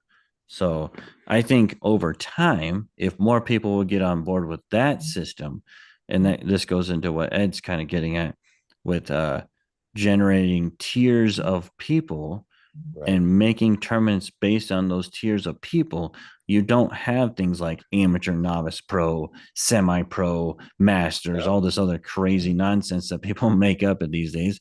You have the tier one, which is the 1,500 or 1,700 pullers, and that is what you pay out money to. And tier, if you want to be a awards guy, you got to make tier 1,500 plus. And if you want to just compete for fun and it's $10 entry fees, well, that's in the 1,400s and below, stuff like that. And that's what we did at Colorado. We said tier three, those are I did it. I think I did $10 entries or something for them, and they won nothing. It was just you just showed up in arm wrestle double elimination for fun. There you go. Right. Tier two was awards, and tier one, which was the hiring guys, was awards and money. So it gives you a reason to get better. It gives you a reason to pull people that you should be pulling, and you're going to go to a tournament. You're not going to get thrown in randomly to the bracket, and next thing you know, you're screwed over because they're pulling the best guy in the tournament by accident. Yeah. So I think if people would get on board with that kind of stuff, you would see a lot more people saying, hey, wait a minute, now I can actually go to a tournament and not get killed. I actually get a legitimate shot of winning this thing. Maybe Yeah. that would change people's minds a lot. Absolutely. Yeah. Yeah. It's tough at some of these tournaments too when you just get a rough draw, you Yeah, know. Yeah, it I really hate is. that idea. Like, You got the worst people first, you know. Well, you could at least had a little bit of fun for, you know, a little bit. yeah, yeah, exactly. So you you you all like I hear that all the time. Like randomization is such crap because there's always somebody that gets screwed over. Well, yeah, that's the whole concept of randomization. Right. But I Yeah. want to remove randomization. I want to seed you. I want you to know that you are literally that guy and pulling this guy, et cetera, et cetera. Yeah. And like the Schmo guy, he said, will you allow people to pull up tiers? Yes. So that's what we did. We you qualified for a certain tier. You could not pull down a tier. You can always pull up a tier, very similar to if I'm an amateur, I can pull a pro class. So yes, you can pull up tiers. You can never pull down a tier, but the tier decided your level. Your rating decides what tier you qualify for. So Right. Right. and then if you think about it, over time, you could do hundreds of tiers if you wanted to at a tournament and really get decisive on pulling certain people, get very, very particular. Yeah. I mean, that's probably not going to happen anytime soon. I think 3 to 5 tiers is probably reasonable, but but it definitely did make a difference. I had nothing but people saying it was the greatest thing they ever seen because they actually had a legitimate shot of winning. So Right. and it was seeded too. So not only was it tier based, it was seeded based on the tier as well. So pretty good stuff. Yeah, there's so many interesting, cool facets that is coming out of this and can come out of it.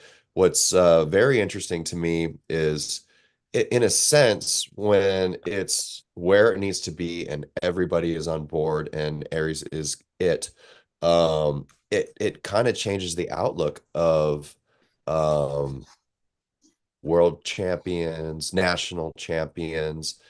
To me, like when you're where you want this to be, I would see going to nationals as being something like fun, like a fun competition and an experience. and versus trying to see exactly where you're at in the nation, if that makes sense. Because to me, Aries would be a lot more definitive, you Oh know, yeah, for sure. and you can look at it more in a like a career pursuit where you're just constantly planting these seeds. Yeah. And there would be a lot of strategy, I would imagine, involved in that too, Oh to yeah. remain consistent, who you're going to go after. Yep. And I love the influence to pull more tournaments, pull more out of state, and pull better competition. Yeah. There's nothing worse to me than somebody not wanting to pull good I'm only going to pull small local tournaments. I'm only going to pull amateurs. Well, You and people ask me this too, is like, well, I don't get the opportunity to pull enough, but I beat everyone I beat, that kind of thing. And that's fine. That's fine. You pull one tournament a year in the United States, that's great. But I will tell you one thing: make sure that that one tournament is pulling the best possible people you can pull, and they're always rated above you. As long as you ensure that that is the tournament you go to and you beat those people, you'll keep moving up. Now, will you progress at a guy that is literally, like, for an example, the Tim Lewis of the worlds, who pull a tournament every freaking weekend, it seems like, and he's gaining 4 points a time because he's pulling people he shouldn't be pulling. Now, you pull one tournament a year and you pull people who are better than you and you beat them every single time. Now you've gained 40, 50 points off one tournament, and Tim takes 10 tournaments to get the same amount of points. So you right, can see how, yes, if you pull one tournament, you're still good, you're still pulling, you're still gaining. But the guy who's pulling nobodies, who shouldn't be pulling nobodies, takes 10 times longer to get there. So, it works both ways. It's one way's way harder. One way takes 10 times longer, but you can still gain, you can still be progressive, you can still do your thing as long as you're consistently pulling better people. And I mean, that's the name of the game. It's just like chess. In chess, they don't allow you to go outside of a certain limit. They make you compete in that range because they know on average that if you're within 100 plus points of each other, you're going to beat that other person 99 or 80% of the time. So they don't want those matches. They want you to pull people who, you have the ability to potentially beat, right? right. So I like the competitiveness. There's so many arm wrestlers, just what, 16,000 arm wrestlers in the system. But on average, every single year, we have seen for the last 3 years, there's been about 4,000 arm wrestlers. So what's going on there? Why is there only 4,000 arm wrestlers? You know, where are those 4,000 arm wrestlers going? And people will complain, and I see some aspects of this where they'll say, well, that term only had like 50 entries. It was tiny. And then this other term is doing 300 plus entries, and it's awesome. It's like, but what was the average level of competitor at the 300 entry versus the one that had 80 entries or 50 entries? That's what matters to me. If the 80 entry tournament has an average level competitor that's a 1700, and the 300 entry tournament has an average competitor of a 1400, I'd rather go to that 88 entry tournament. Okay. And that's another thing that people don't really think about until they see numbers and they're like, well, there's no one at that tournament. Who did you beat? Well, everyone I pulled was way better than you and everyone else there. So it's a harder tournament type thing. So and there's a lot of stuff like that, dude. I tell you what, I see so many tournaments like that, and Mhm. it's crazy. Like, for an example, Colorado State and Wyoming State are two of the highest rated events in the country every single year, and no one knows about that. Colorado State had 315 entries, and Wyoming State had 200 entries. But on average, we rate our pollers at a higher level than most other tournaments, Wow. which it, which is kind of insane when you think about it, because Wyoming State only has maybe 200 entries every single year. Colorado's been gaining pretty good traction. It's about 300 entries every year, but on Jeez. average, we're pretty high. So, would you rather go to a California State or some other tournament, that is slightly less, and you probably have a better chance of winning because you shouldn't be pulling those guys. but you could come to Colorado State and actually have a chance at pulling guys that could give you a run for your money and, more level of competition you should expect. Right. So, Right. Yeah, yeah. And that's my biggest motivation to pull out of state. I haven't been able to do it the last year very much, but we had a kid and all that. But I've got plans to do that this year, and my outlook on it is the experience.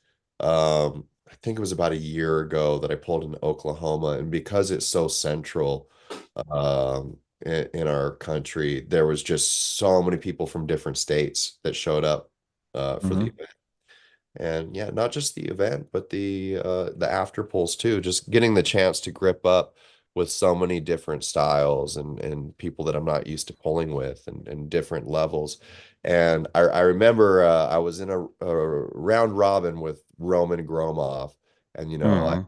a lot of different people in the camp. I'm like somewhat new to the sport, 4 years, and people are like, why are you even going over there to pull Roman Gromov? And it's like, I don't want to be a complete defeatist and say I know I'm gonna lose, but how am I gonna know like what that level is like, if I Yeah. don't go pull a Roman Gromov? And how am I gonna be serious about advancing and leveling up if I don't go out and feel that level, you know? Yeah. No, I'm all for that. I'm all for that kind of stuff. Testing yourself is a great thing to do. And as far as the rating goes, you're gonna lose and it's gonna barely take any points from you, and that's fine. That's what it's Right, supposed to do. It's a right. test. It's not meant to be winnable. It's meant to test yourself. Yeah. So Yeah, that's a really good point. Like, yeah, Roman, he wouldn't gain a bunch of points from winning me, and I'm not going to basically lose. not yeah, basically nothing. Yeah. Yeah, yeah. And I get to gain a bunch of experience from it. Yeah. Absolutely. But yeah, no, that's if you ever want to come out Colorado State, I'd be more than happy to get you out there. September 7th is Colorado State this year, and um, we usually put up like 15 to 18 states, because we're pretty centrally located, and Denver's easy to fly into and stuff. Um, but if you ever do want to come out, just let me know, and I'll try to hook you up or something. Maybe give you a free entry or something like that. Yeah, man. I'd love that. Yeah, I'd love to bring some of my California people out there too. I have nothing booked for September, so it's on. I'm in, dude. Let's There you yeah, go. let's do it. Bring Jamie's punk ass, and I'll beat on him. Yeah. Just kidding. I'd love to see that match again. When was the last time you pulled Jamie? Like in a real match. Yeah. Let me see. I think the last real match we had. I don't know if it was the New Mexico one or if it was the one I won the belt in. Can't remember. No, it was Arizona. I pulled him in Arizona, and I Oh, won that match. That's yeah. okay. Yeah, that was when Giannis Arizona came State. out. Yeah, Right. Okay. yeah. It was one of those years. That's another good Uh, one that gets a lot of good competition out. Huh. yeah, yeah. No, I helped him with that one every year, and he gets a lot of overseas guys. He's really big into bringing Giannis and those guys and Australians over. Um, but yeah, he does a good job of bringing those overseas guys to have us pull them because again, just like with getting Aries and getting you out into different states, getting you to pull overseas guys is the next best thing. Yeah. They're that much better than we are, and I've you only just heard don't about it. know. Yeah, I've heard it's nuts. I heard it's nuts. I think the way Derek Smith, my coach, puts it is you take like he compared our high level to their like average. Like when he would go to a worlds, overseas, it was just like everyone you're pulling is like crazy strong hand and wrist, and they're all just Hmm. top, tippy top. Yeah, yeah, they're all on the best of everything, and they're all And have because you gotta doctors in the whole nine yards. you gotta They qualify do it to for a even, living. yeah, you Yeah, gotta qualify just to get there. yeah, they don't. Well, They're very much more serious than we are. Yeah.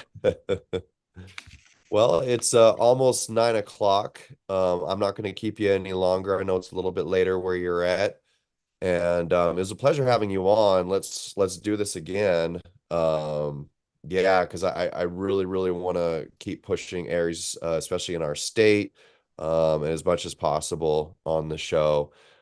Josh with Nowhere to Run Arm Wrestling. I know he's been a little bit elusive on this show, but he's a bit under the weather today. So I really appreciate Josh you for coming on as much as you were able. But is there anything else you want to cover before we close things up, Corey? No, just I hope everyone jumps on and watches the 64 series that we do in March. Again, Facebook and Instagram, we're going to try to stream on. Help us support it, help us grow it. I'm all about trying to get us all to work together. I'm not in this for myself. I'm not, certain promoters out there. I am trying to be more inclusive to group everyone in together to get everybody somewhere. Right. So I hope that everyone sees that. I put a lot of time and effort into the 64 thing, so I'm hoping it pays off. But um, the only way we're going to succeed is us working together. So, um, and if like some of the guys have said in the comments, if there's things you want to see, improvements, whatever, we're always up for um, uh, you know, suggestions or whatever. Like we get suggestions all the time for certain things, and sometimes it's ridiculous and we can't do them, but sometimes we make it happen. And number one thing, if you have a correction, if you like you did with me, Kane, if you have a correction, don't like something, brackets off, names off, all that kind of stuff is super simple. Just hit me up on some type of platform, email, Facebook, Instagram, whatever, and I will fix it right away. It Right does on. not take very long. It's super easy. Um, Stuff like that. But Right. Okay. Now for the 64 series on March 2nd, yeah, Drew's uh-huh. who doesn't have Facebook or Instagram. I'm sorry, did you say that it would be live streamed on the website as well, or is it just gonna be No, I don't know at the moment. We were talking about doing that. I'm not doing YouTube because of the music stuff. We're gonna be playing oh right. music and walk-ups and stuff, and I don't want to have to deal with that nonsense. Eventually, I want to get into where we do pay-per-view kind of thing because that'll help us produce a little bit more money for the event and growing it and stuff. But at this current point, the very first one, the platform will be Facebook and Instagram. Okay. Um, there is the possibility we could set up a proxy through our website, but um, that's still in the works at the moment. There's some Okay. weird stuff you can kind of stream through, kind of deal. Right, right, Um, right. Yeah, but YouTube's real tough when you want to have music at an oh event. man, That's rough. dude, it's it's really difficult. Yeah. Yeah, and it So, makes it but kind of, there's a lot of possibilities there. There's a lot of possibilities. It's just of this first one. That's what we have to do because that's what we got. So course, and it'll be great. And so what I'm thinking, if I don't know how much leeway you would need, like a week before the event or maybe 2 weeks before the event, but it would be cool to get shoot as many of the competitors on the show as we can and have you on too. And just yeah. talk about the event, promote the event, get a little bit of back and forth banter between a lot of the Wait, competitors if yeah. you're down. Yeah, we've actually been doing that on Aries' Facebook right now. We have a stream that I open up and we bullshit the whole time, talk about the matches and whatnot. There's a lot of craziness going on in this thing, but yeah, no, I'll see if we can get some guys on here. Some of them get a little crazy, so they can't promise anything. There's a match in particular. The guys are literally uh, betting on the match itself because of their first round together. So they're dropping 100 on each side of the table for just that match. Oh. I'm like, you guys do realize you have to beat everyone else too, right? But no, it's awesome. I think it's great. Like the one guy's like, I'm beating everybody. I don't care. It's like that's what I want. I want to see that guy. I want to see it Yeah. happen. Yeah. So yeah, no, I'll try to see if I can get some on. Otherwise, so maybe we can uh throw you on ours or whatever and tag stream it or something. Oh yeah. Um, All right. so I love it. All right. So yeah, I guess I'll be in contact with you and we'll get that going. Corey, absolute pleasure having you on tonight. You and your family have a really good night tonight. And yeah, thank you, everybody in the chat, everybody tuning in. Hit the like button, subscribe. That helps. yeah, thank you. All right, man. You have a good night. Take it easy.